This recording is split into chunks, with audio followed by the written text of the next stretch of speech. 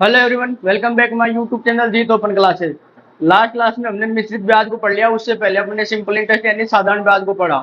आज जो अपन पढ़ेंगे कंपाउंड इंटरेस्ट यानी चक्रवृद्धि ब्याज। ठीक है, तो कंपाउंड इंटरेस्ट में आपको कैसे क्वेश्चन मिलेंगे, मैं कोशिश करूंगा आपके लिए कि आपको जो चक्रवृद्धि ब्याज है उसके सूत्र कम से कम याद करना पड़े। और जो चक्रवृद्धि ब्याज है आपको एकदम आसान तरीके से किस हिसाब से एकदम कम समय के अंदर आप एग्जाम में क्वेश्चन कर सको, क्योंकि चक्रवृद्धि ब्याज का क्वेश्चन जब एग्जाम में आता है ना तो कम से कम 2 या 3 मिनट तो वो खा ही जाता है अपना। और लास्ट में आंसर भी नहीं आया ना तो फिर अपना उसके चक्कर में 2-3 क्वेश्चन और रह जाते हैं। तो मैं कोशिश करूंगा आपको कि वो 2-3 मिनट ना लग के आपका 1 मिनट में क्वेश्चन हो, उससे भी कम टाइम में हो जाए और आपका क्वेश्चन भी एकदम सही हो, दूसरे क्वेश्चन को भी उनको नुकसान नहीं हो। तो कुछ क्वेश्चन ऐसे हैं जो एग्जाम में सीधे सीधे आते हैं, तो उन क्वेश्चनों को देखते हैं। इन क्वेश्चनों को किस प्रकार से अपन को सॉल्यूशन करना है ताकि अपना समय कम से कम लगे। आइए उन क्वेश्चनों को देखते हैं। मैंने एक हेडिंग डाली है, गुणा वाले पर्सन। ठीक है, तो इस हेडिंग से अपन कुछ समझेंगे, ये कि ट्रिक है इन क्वेश्चनों को याद करने की और कुछ नहीं है ऐसे। ठीक है, तो क्वेश्चन अपन फर्स्ट देखते हैं। चक्रवृद्धि ब्याज की एक विशेष दर से कोई धन 12 वर्ष में स्वयं का 2 गुना हो जाता है, तो बताइए 8 गुना होने में कितना समय लगेगा। अपन ने सिंपल इंटरेस्ट में भी ऐसे क्वेश्चन देखे थे, अब चक्रवृद्धि ब्याज यानी कंपाउंड इंटरेस्ट में भी ऐसे क्वेश्चन देखते हैं।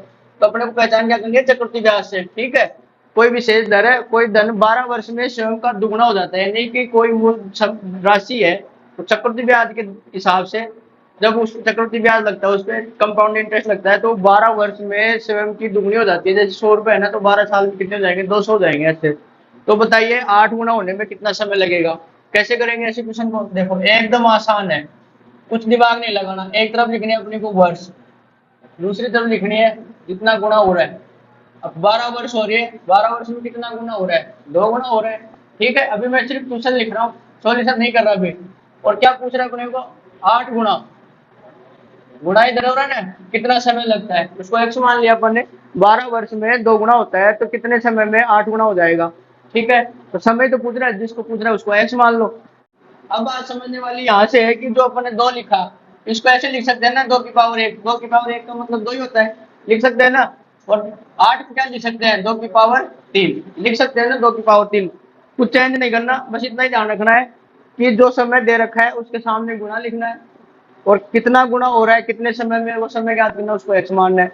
जितना गुना हो रहा है उसके फैक्टर कर लो, तो 2 की पावर 1 कितना होता है, 1 होता है। और 8 को क्या लिखेंगे, 2 की पावर 3, यानी कि 2 गुना 3। ये फैक्टर होते हैं ना, 2 दूनी 4, 4 दूनी 8, तो मैंने ये लिख दिया 2 की पावर 3। इनको शॉर्ट में 2 की पावर 3 लिख सकते हैं। ठीक है, लिख लिए। अब क्या करना है, अब ये जो है इनको क्रॉस मल्टीप्लाई करेंगे, लेकिन ध्यान रखना क्रॉस मल्टीप्लाई इनसे नहीं करेंगे, ये भूल जाना। करेंगे किससे, जो पावर के अंदर है इनसे करेंगे। ठीक है, पावर में जो है, अब इसके पावर में कितना है, एक एक को एक्स करेंगे तो कितना आएगा, एक्स।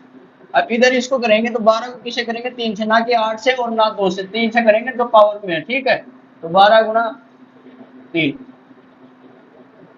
कितने आए, 36 वर्ष। तो ये अपना आंसर आ गया। 8 गुना होने में 36 वर्ष लगेंगे उस राशि को। क्या समझ में आया कि जो वर्ष दे रखा है उसको इधर लिखेंगे, कितने गुना हो रहा है उसको सामने लिखेंगे, जितने समय की बात हो रही है उसको एक्स मान लेंगे, और कितना गुना कर रहे हैं उसको 8। इनका फैक्टर करेंगे, 2 की पावर 1 यानी 2 ही होता है, 2 की पावर 3 यानी 8। अब इन दोनों को भूल जाएंगे, इनको जो पावर में है उनको क्रॉस मल्टीप्लाई करेंगे, तो एक्स को करेंगे 1 से, 1, 12 को 3 से करेंगे, 3 12 36। ठीक है, नेक्स्ट क्वेश्चन देखो। चक्रवृद्धि ब्याज की विशेष दर से 20 वर्ष में स्वयं का 8 गुना हो जाता है। इस बार कितना है, वही वर्ष, और इधर क्या करना है, गुना, कितने समय में कितना गुना हो रहा है। तो 20 वर्ष में कितना हो रहा है, 8 गुना हो रहा है। ठीक है, आगे क्या पूछ रहा है, 32 गुना होने में कितना, 32 गुना होने में कितना समय लगेगा। ठीक है, सेम वैसा का वैसा ही है। देखो 8 को अपन क्या लिख सकते हैं, 2 की पावर 3 लिख सकते हैं, क्योंकि 2 3 बार गुना करते हैं तो अपन कितना आएगा, 8। ऐसे 32 को क्या लिख सकते हैं, 2 की पावर 5, क्योंकि 2 को 5 बार गुना करेंगे तो अपन कितना आएगा, 32। ठीक है, अब वही करना है, इनको अपन भूल जाएंगे, इनको छोड़ दो, इसको भी छोड़ दो, जो पावर में है उनको लेना है। यहाँ 3 है, यहाँ 5 है, तो क्रॉस मल्टीप्लाई करो।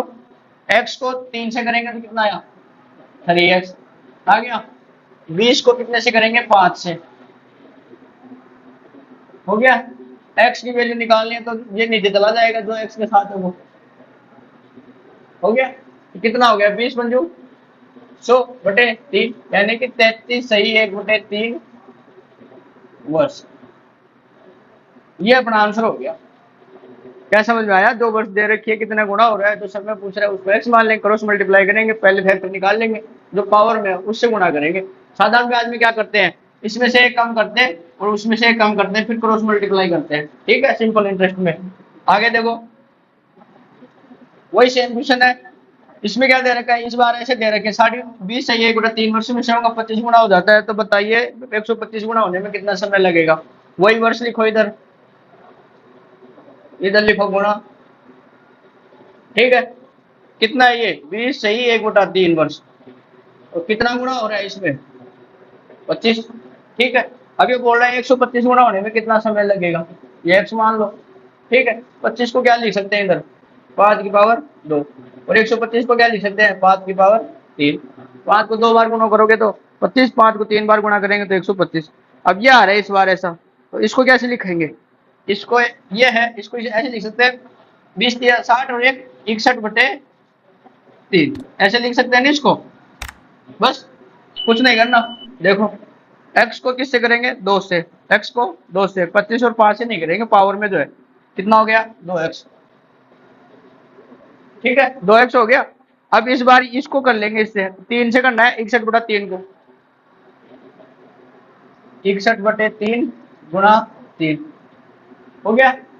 इसको काट लो, क्या बचा 61, और ये x के साथ 2 है तो 61/2, तो x की वैल्यू क्या आ गई 30 सही 1/2, 30 सही 1/2 वर्ष। ठीक है, तो ये अपन ने 3 क्वेश्चन देखे, प्रैक्टिस करोगे तो कुछ नहीं है, 30 सेकंड भी नहीं लगेंगे ऐसे क्वेश्चन में आपको एग्जाम में। अपने को एग्जाम निकालने के लिए ऐसी ट्रिक अपने को जरूरी है, क्योंकि आप पूरा तरीके पूरे जो मेथड से करोगे, सूत्र वगैरह लगाओगे, तो कम से कम 4 से 5 मिनट लग जाएंगे इसको। ठीक है, तो अपने को डायरेक्ट करने के लिए ये तरीका है, इसकी ट्रिक है, आराम से सीधे जो समय दे रखा है और जो गुणा हो रहा है आमने सामने लिखो। जैसे 20 वर्ष में 8 गुणा हो रहा है, ठीक है, 32 गुणा होने में कितना समय लगेगा एक्स मानो, फिर इनके फैक्टर कर लो, तो 8 की फैक्टर इधर कितने के 2 की पावर 3 है, 2 को 3 बार कर देंगे तो कितने आएंगे 8, ऐसे 2 को 5 बार करेंगे तो कितने आएंगे 32। अब जो पावर में आती है उनको क्रॉस मल्टीप्लाई कर लो, बस एक्स को कितने का 3 से किया, 20 को किससे किया 5 से किया, काट लो, जो आएगा वो समय आ जाएगा, बस इतना सा करना है। ठीक है, आई होप आपको ये तरीका तो समझ में आ गया होगा। अब बात करते हैं नेक्स्ट टाइप की। टाइप है अपना अगला दुगने समय के प्रश्न। कैसे, इसके लिए एक आपको सूत्र है, जो संख्याएं दे रखी हैं आपको, 2 संख्याएं मिलेंगी आपको क्वेश्चन में, एक तो छोटी मिलेगी, एक उससे बड़ी मिलेगी, तो जो छोटी संख्या मिलेगी उसको 2 बार गुणा करना है, नीचे बड़ी संख्या को भाग देना है, अपने वो मूल राशि आ जाएगी, यानी कि धन राशि आ जाएगी। ठीक है, मतलब मूलधन याद करना होगा इसमें। तो क्वेश्चन देखते हैं, उससे समझ में आएगा। चक्रवृद्धि ब्याज की किसी दर से कोई धन 3 वर्ष में 6400 रुपये हो जाता है, कितना 6400 रुपये हो जाता है, तो 6 वर्षों में 10,000 रुपये हो जाता है, तो वह धन राशि ज्ञात करें। कैसे, देखो क्या क्वेश्चन है अपना, 3 वर्ष में कितना होता है 6400 रुपये, और 6 वर्ष में 10,000 रुपये हो जाता है। ठीक है, अपने को वो राशि ज्ञात करनी है, तो कैसे करेंगे, यहाँ छोटी संख्या कौन सी है दोनों में 6400 है, और ये बड़ी, तो जो 6400 दे रखी है उसको 2 बार गुणा करो ऊपर, क्या करना है 2 बार, ठीक है ये। ठीक है, और नीचे बड़ी संख्या उससे भाग दे दो, जो छोटी संख्या है उसको 2 बार गुणा करो, नीचे 10 जो बड़ी संख्या है उसका भाग देना, बड़ी संख्या 10,000 है, छोटी संख्या 6400 रुपये। ठीक है, धन राशि याद करनी है। अब जो जीरो है 4 बार जीरो आ गए, 1 2 3 4, और ये 2 और ये 2, 4 जीरो से 4 जीरो कट गए, इधर कितना आ गया 64 गुणा 64, 64 को 64 से गुणा करेंगे 4096 रुपये आते हैं, तो ये अपना हो गया आंसर, यानी कि वो राशि जो है वो 4096 रुपये है, जो 3 वर्ष में 6400 रुपये हो जाती है, और 6 वर्ष में कितने हो जाती है 10,000, जब उसको चक्रवृद्धि ब्याज पर देते हैं, इस पर चक्रवृद्धि ब्याज पर, यानी कि अपना मूलधन क्या है 4096 रुपये। 4096 रुपये वो राशि है, इसको अगर अपन चक्रवृद्धि ब्याज पर किसी को उधार देते हैं तो 3 वर्ष में 6400 रुपये, और 6 वर्ष में 10,000 रुपये हो जाती है। ठीक है, नेक्स्ट क्वेश्चन देखते हैं। वही है, 1 वर्ष में 650 रुपये होती है, और 2 वर्ष में 676 हो जाती है, वही कितनी 1 वर्ष में कितनी है 650, और 2 वर्ष में कितनी हो जाती है ये वो राशि 676। ठीक है, यानी कि कोई राशि है चक्रवृद्धि ब्याज पर देते हैं तो वो 1 वर्ष में 650 रुपये हो जाती है, और 2 वर्ष में कितनी हो जाती है 676। तो वो राशि याद करनी है, वो कितनी है देखो, वही जो छोटी संख्या है, छोटी संख्या 650 है, और नीचे कितनी है बड़ी 676। दोनों में बड़ी कौन सी है 676, उसका तो भाग दे देंगे, छोटी है उसको 2 बार गुणा कर देंगे। देखो ये छोटी संख्या गुणा छोटी संख्या बटे बड़ी संख्या। अब इसको काटते हैं, देखो किससे कटेगा, ये 2 से काटते हैं इसको।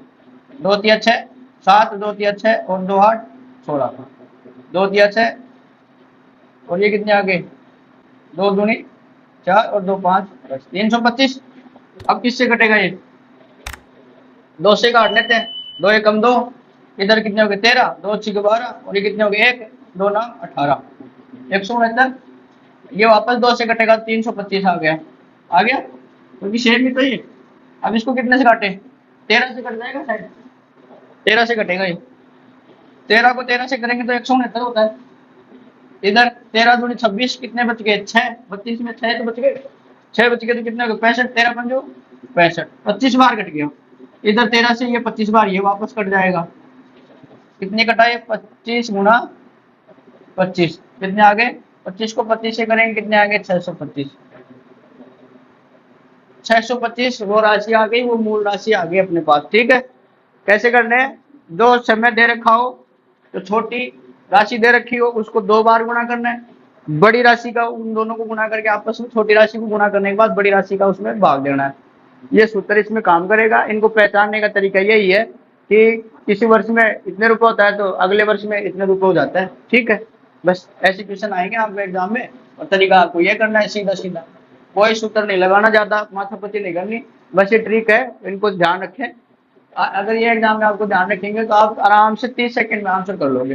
ठीक है, बाकी आप अपने तरीके से जैसे चाहो आप कर सकते हो। ठीक है, मैंने अपनी तरफ से कोशिश की है कि आपका एग्जाम में ऐसे क्वेश्चनों में कम से कम टाइम लगे। ठीक है, आज के लिए इतना ही। क्लास अच्छी लगी तो वीडियो को लाइक शेयर और कमेंट करना न भूलें, और बेल आइकन जरूर प्रेस रखें ताकि आने वाली वीडियोस की नोटिफिकेशन आपको मिलती रहे। नेक्स्ट टाइप में मिलेंगे नेक्स्ट क्लास में। ठीक है, थैंक यू।